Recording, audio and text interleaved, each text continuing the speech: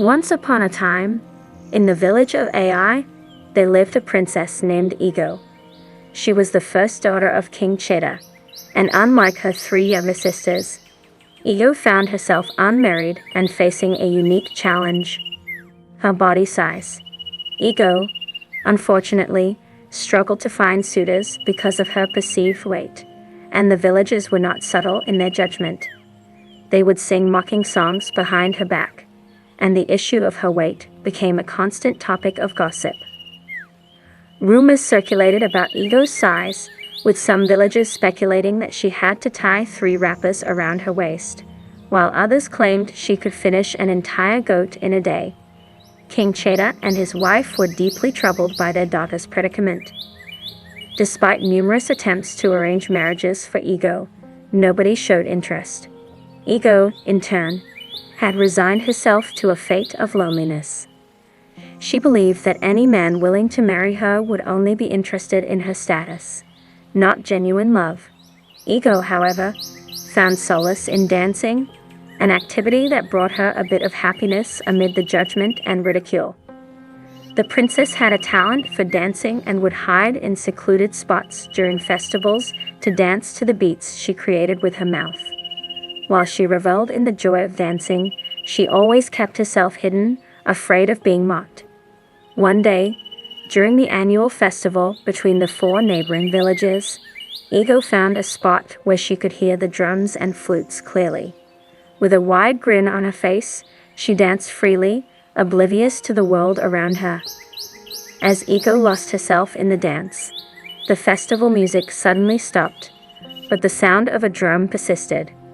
Turning around, she saw a man playing the drum with a huge smile on his face.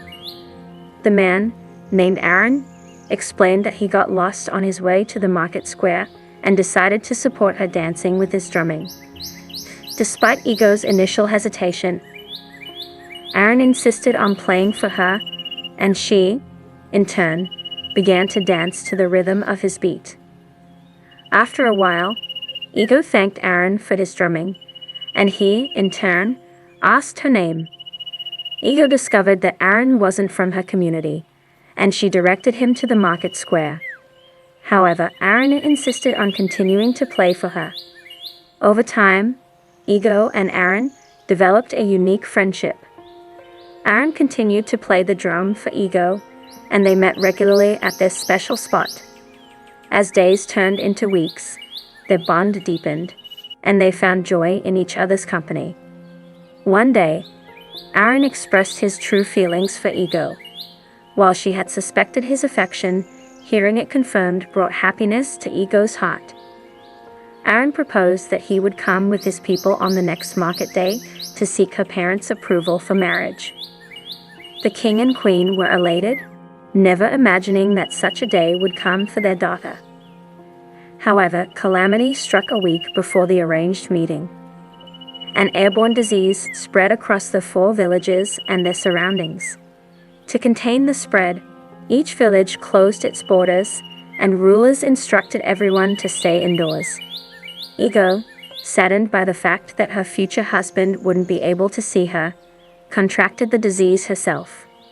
For more than 3 months, she struggled to stay alive, and the illness greatly affected her appetite. Eventually, a herbalist found the cure, and people began to recover. When Ego fully recuperated, she was astonished to discover a significant change in herself: a massive weight loss. Her face became more defined, and her beauty was now evident to everyone. Men who had never glanced her way before were now staring at her in admiration, and wealthy suitors approached her for conversations about marriage. Emboldened by her newfound attractiveness, Ego's attitude underwent a transformation. She felt too good for Aaron, the man who had stood by her during her darkest days. When the borders finally opened, Ego went to their spot, expecting Aaron to be waiting for her. However, when Aaron saw her, he almost didn't recognize her. Despite her external transformation, Ego's newfound arrogance and pride overshadowed her. Aaron, now dressed like royalty, greeted her, expressing his excitement at seeing her again. However, Ego gave him the cold shoulder, feeling too mighty to be in his presence. Aaron, thinking she was merely acting out of excitement, began to play the drum for her to dance. To his surprise, Ego shouted at him, ordering him to stop the noise. In a moment of pride, she declared, "Mr. Drummer, I am not interested in whatever you are playing. I only came here to tell you that I am not interested in marrying you anymore." Aaron, taken aback by her change in behavior, watched as she walked away, warning him never to reach out to her again. Weeks passed, and Aaron continued to send messengers, hoping Ego would have a change of heart, but she ignored them.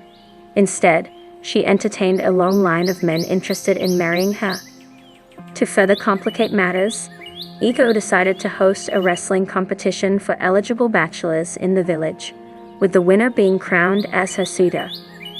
During the 4 months leading up to the competition, Ego stayed indoors to receive beauty treatments to impress her suitors. However, she failed to recognize that her earlier weight loss was a result of the illness, and her old eating habits soon led to a return to her previous size. When the day of the competition arrived, warriors, farmers, traders, and numerous eligible bachelors from beyond the village borders gathered at the school square, eager to win the heart of Princess Ego. When Ego was called out to greet her visitors, the men were shocked at her appearance. She wasn't what they had anticipated, and one by one, they began to walk away. Heading home, Ego, faced with embarrassment like never before, was about to leave the place when her eyes caught a familiar figure. Aaron. However, this wasn't the Aaron she knew.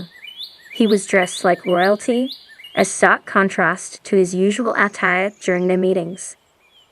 As Aaron and Ego locked eyes, their silent exchange was interrupted by a voice announcing, "My prince, your father is ready to leave now."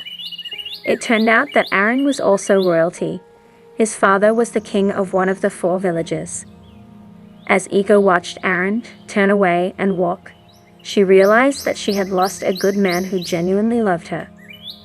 Despite her external transformation, Ego couldn't escape the consequences of her pride and arrogance. She never got the opportunity to find love again, and eventually had to settle for becoming the 10th wife of an old chief. The moral lesson of this story is a poignant reminder not to neglect those who stood by you during your lowest moments. People who support you during your challenges are rare, and mistreating them might lead to losing them from your life. The tale of Princess Ego serves as a cautionary fable about the importance of gratitude and humility, even in the face of transformation and newfound attention.